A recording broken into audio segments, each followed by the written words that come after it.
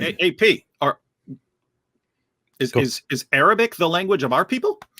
It definitely is not. In fact, most people have no clue what the Quran says because they don't speak Arabic. In fact, most Muslims don't speak Arabic.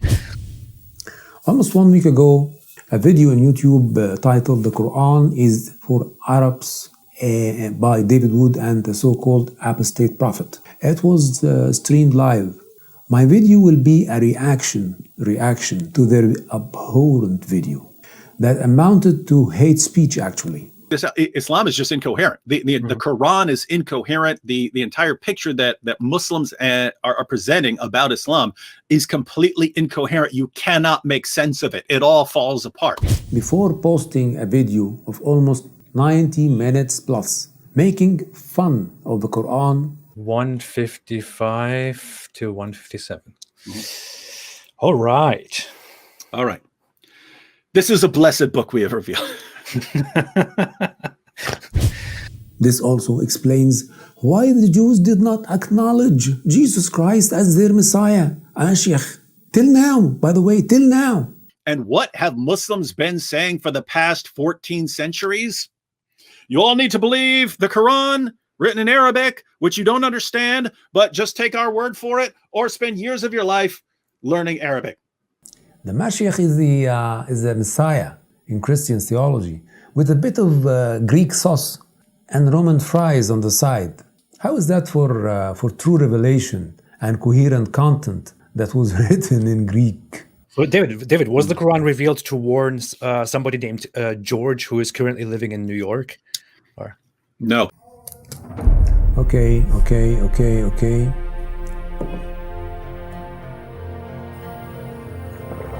Let's do this.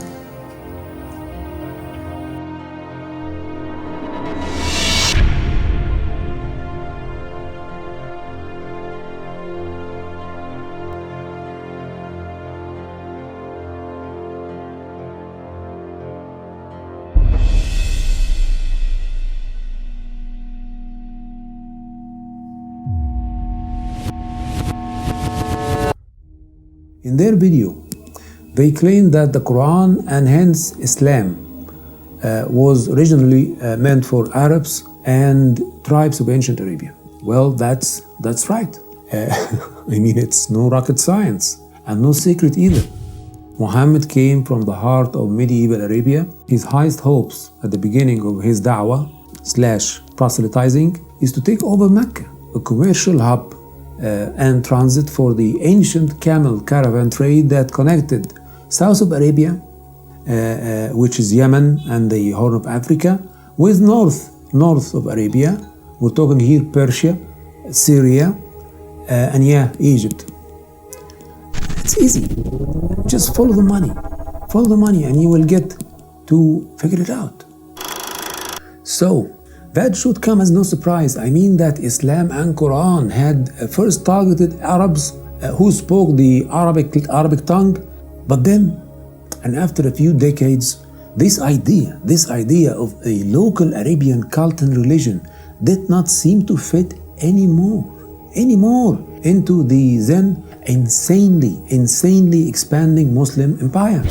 The Islamic literature and narrative, including the interpretation of the Quran, had to adapt to the rapidly evolving political situation and expand its jurisdiction. For simply, by the end of the 7th century, non-Arab population were then the majority of the Muslim empire. At that point of my video, I think maybe Apostate Prophet and David would scream out loud and say, the man subscribes to our analysis of the Quran. We rest our case. Well, yes and no at the same time. Let me explain. Because Muslims today tell us we either have to mindlessly accept what their leaders and apologists say about the Arabic of the Quran, or we can all spend years of our lives studying Arabic and learn the Arabic. Those are the options we have, because the Quran was not revealed in our language. You see the problem here? In other words, all of Islamic apologetics, all of dawah is a joke. What you guys accuse the Quran and Islam of was not unprecedented. For example, the same thing happened with Judaism, which kicked off, believe it or not, as an Arabian cult, not even monotheistic, not even monotheistic, with a humble target of acquiring a tiny piece of tribal land in ancient Arabia. But then, and after Judaism turned into one of the leading world religions, the message changed into God's only chosen people. And that tiny piece of land that was in the beginning meant for herding sheep suddenly transformed into some legendary promised land. The same thing also happened with Christianity.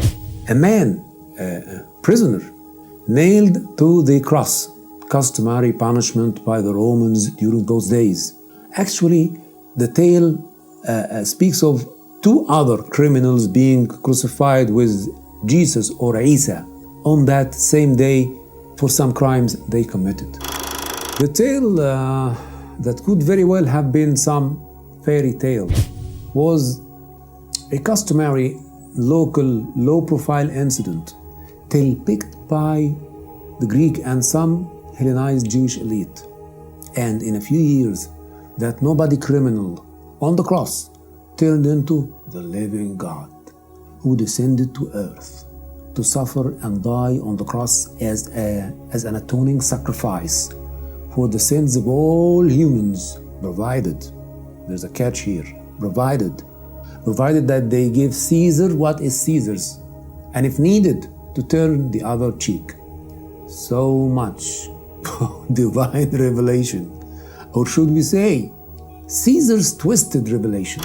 Likewise, this universal transformation of the message of Islam only took shape and began to be included in the Islamic narrative and literature after the Islamic empire stretched out beyond all odds and expectations to include all of Arabia, Persia, Syria, North Africa, the Iberian Peninsula, Egypt, Turkey, neighboring regions in South and Eastern Europe.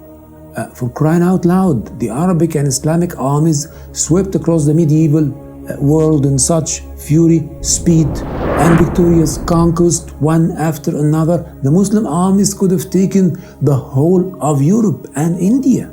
So what are you guys talking about here? And I mean you, Apostate Prophet and Dr. David Wood. Yes, the Quran was written in Arabic. Logically, it couldn't have been written in any other language, like the Torah was written in ancient Hebrew. And the man who died on the cross had actually not left any book that we could call Bible/Bibles. And by the way, he did not speak English nor Greek for that matter, but Aramaic, some dialect of the ancient Arabian tongue. And if the Quran claims that every people had its prophet guiding them to the true one and only God in their language, well, there is a good reason for that claim. Well, it has a bit of anthropological historical background. You see, the word prophet, whenever it's heard, written, tossed around, you should instantly know that we are talking about the Arabs in ancient Arabia. For the etymology of this word, prophet, took root and shape only, and I repeat, only in ancient Arabia. We don't find prophets in China, in Europe, or Latin America for that matter. And that has to do with Arabian mythology, tribal wars and slavery. Tribal wars were so pervasive that the business of raiding other territories and tribes and enslaving their women and children and killing their men had long been the cultural norm in ancient Arabia. It was the familiar tradition. Hence the idea of a military leader that will come in the future to free the enslaved tribe and their once free women and families was the main theme in ancient Arabian culture, folklore, and poetry. Poetry, that's very important. Whereas kingdoms like ancient Egypt, Greece, Babylon, Persia had their established monarchies and political norms, the ancient Arabian tribes functioned under constant threat of tribal raids. That's why two concepts sprang out of this highly aggressive culture. The first concept is the waiting for a prophet who will bring about peace and put an end to this tribal turbulence by establishing a new order of moral rules that was directly dictated, revealed from heaven, and by no one but the only mighty God, who in a mythological way paralleled the elder and wise chief of the Arabian tribe. The second concept was waiting, always waiting for a military leader who will be fierce and at the same time righteous. That tribal leader was called in ancient Arabic Mashiach, like in ancient Hebrew. This terminology, Mashiach, had gradually transformed and evolved from a phonetic point of view into Masih, and in modern day English, Messiah. And that, as we all know, is the title of Jesus Christ, which is a Greek terminology, by the way. But in the Arabic Muslim tradition and also in Hebrew is referred to as Mashiach or Masih. I hope you could glean from this introduction the mythological, cultural, and linguistic origin of the Messiah. Yes, the Arabian Messiah, my dear apostate prophet. And if we omitted the definitive letter Al, we will once again find ourselves returning to Messiah, Mashiach, or Sheikh. We all are familiar with this word, Sheikh, for it's a key word of Islamic terrorism, like Sheikh or Sheikh Osama bin Laden. Actually, bin Laden, for many hardline Muslim factions and denominations like Jihadis, Salafis, and Muslim Brotherhood, was nothing but the awaited Messiah, Mashiach, Sheikh. In other words, the tribal military leader who will deliver the Muslim Ummah nation of their enslavement and conquer the enemies of God. In that case, the US and the whole West. This also explains why the Jews did not acknowledge Jesus Christ as their Messiah, Mashiach. Till now, by the way, till now. For Jesus was not a military leader who fought and conquered the promised land, but rather he was some sick version of a man who indulged his masochistic passion in the ultimate humiliation and torture by the Roman soldiers. This did not go down well with the Jews and their Arabian concept of the awaited Mashiach or Messiah. So when the God of Muhammad claims in the Quran that he sent a prophet to every nation, he actually meant every tribe in ancient Arabia. Therefore, Quran 4:14, Surah Ibrahim or Abraham says, And we did not, this is verse 4, this is one we want to ponder here, and we did not send any messenger except speaking in the language of his people to state clearly for them. And Allah sends astray thereby whom he wills and guides whom he wills, and he is the exalted in might, the wise. What is meant here by peoples is the different tribes of ancient Arabia, for they were referred to as peoples. And yes, they spoke different languages, the many dialects of the ancient Arabian language, tongue. One of them was the ancient Hebrew. Other examples, the Aramaic tongue, the Samaritan, the Himyaritic, the Sabaean, or in other words, ancient Yemenite tongue. So, before posting a video of almost 90 minutes plus, making fun of the Quran, the revelation, and whether or not Islam and Quran was only meant for Arabs who specifically were fluent in Arabic language, I could have saved you guys the trouble and informed you that of course it is. But as you might well know, every religion starts as an idea, an ambitious idea to spread the word about its message. Most of those ideas get aborted or plugged at the very beginning, but that was not the case with Islam. The idea turned into a new cult for the needy and the marginalized. Then the whole idea got militarized, and by the might of the sword, like in Judaism and many other religions, and sometimes the smooth talking in politics like in Christianity, the whole thing once again moved into a coalition of militarized tribes, and before we knew it, a new political power appeared on the medieval world stage, known as the Muslim Empire. So it should come as no surprise for the humble and ambitious idea to morph and evolve and become a universal message. Why? Because Islam, for crying out loud, has long become a world dominant religion that is growing ever so fast. And maybe soon, Islam will become the religion of most world population.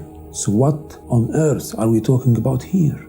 You guys, with that naive wishful thinking, believe that with a video like that, you will manage to debunk Islamic theology and Quran and shock everyone and every Muslim by exposing that the revelation as manifested in the Quran is just incoherent, full of stupid anachronisms and just downright lies. So what's new here? Nothing is new.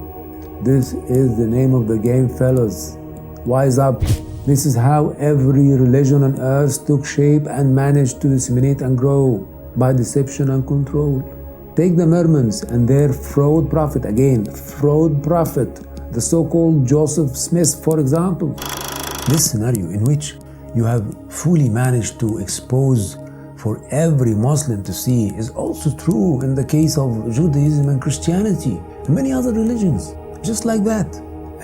No cherry picking here. You talk about concocted Islamic revelation. Well, don't sophisticated men as you, educated in theology, comparative religion, and history, know that there is no proof or testimony that the books of the Torah, as well as the rest of the books of the whole Tanakh, had been revealed by the God of the Israelites, or any God in the sky for that matter? Most scholars of theology, history, and comparative religion agree that the Jewish book, or rather tales, were somehow written over many centuries by different authors. And as a matter of fact, the Jewish narrative, the whole Jewish narrative, is packed to the brim with all kinds of incoherence, violence, tribal wars, adultery, and genocide, and most importantly, always waiting for a Mashiach or Messiah. The Mashiach is the Messiah in Christian theology, with a bit of Greek sauce and Roman fries on the side. How is that for true revelation and coherent content that was written in Greek? A totally different language from that of the so-called Messiah spoke. So much for the language topic you talked about in your highly offensive video. Bear with me here, and don't for a blink of an eye think that I am some Muslim apologist, for I am not either of them. If you want to know what I am, I will tell you. I'm a little more than that. What you displayed in that video is not analysis or breakdown of the Quranic verses, for a very important factor has escaped both of you. You guys apply logic on the religious text, forgetting, or better yet, not realizing that religion does not answer to logic. For its realm is faith, simply blind faith, that does not apply logic to necessarily believe. You can by all means apply your logical analysis on scientific or political topics, for their realm will, actually should answer and respond to logic. That differentiation between the realm of faith and science was made very clear to me by my favorite philosopher, Bertrand Russell. So instead of showing respect to the face of 1.6 billion Muslims around the world, you guys have come out in your stupid video and displayed hatred, and something else. Your inflated ego and vanity. That's it. That's all there is. But what the hell? You did a damn good job out of it. For vanity. Vanity is definitely my favorite sin.